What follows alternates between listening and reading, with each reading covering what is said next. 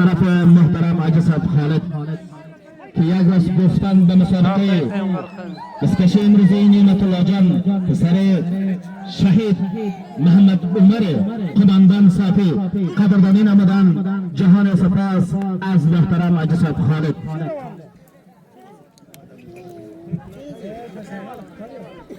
ایکا هزار افغانی سالم داره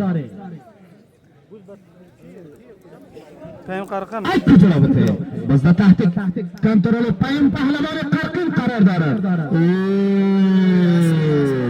ایکا جنابته پایم پهلوان قرقین بزده تحت کنترل پایم پهلوان قرقین قرار دارد.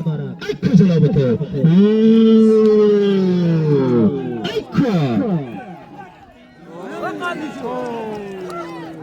حکم میدان شمال داده که 15 افغان سالم داره. یک شمال سایبته که 15 افغان شد. 15 افغان شد. اما یه دانه بس ده 15 افغان سالم داده شمال داده بر 15 افغان شد. 15 افغانی ایکا شمالتی که 15 افغان شد.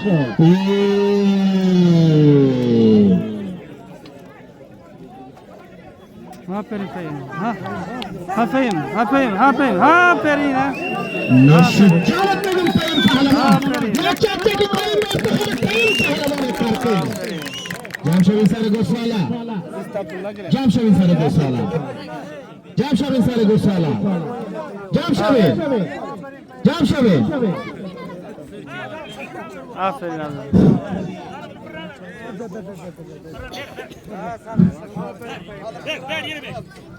ارباب صاحب برم جمع شوین سر گوسالا و در بازم هزار افغان سالم داره. پایم پهلوان قرقین به سواری اسب عجیب جنگلدی قرقین موفقانه بزرگ به خاطر رساندن مسابقه جایزه خط شناخته شد. از طرف ابراهیم جان قرقین هم با مبلغ 1000 افغانی به پایم پهلوان قرقین جایزه تقدیم شد. پنگه که طالب پهلوانه ایکا 1000 افغان سالم داره. از پشت بیرق دور داده مابین خط خالدشم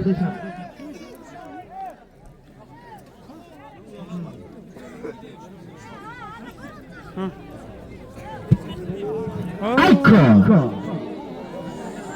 یک سالم فوق‌العاده از طرف جان محمد از جلابان داریم. ایکا طالب پهلوان تنگیکا ایکا 1000 افغانی سالم داره ورده به خط پرتا 1000 افغانی طالب پهلوانه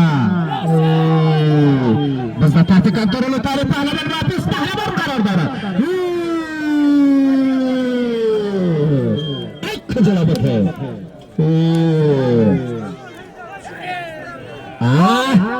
بس تحت کنترل واپس پهلوان قرار دارد. ایک واپس پهلوان بس تحت کنترل واپس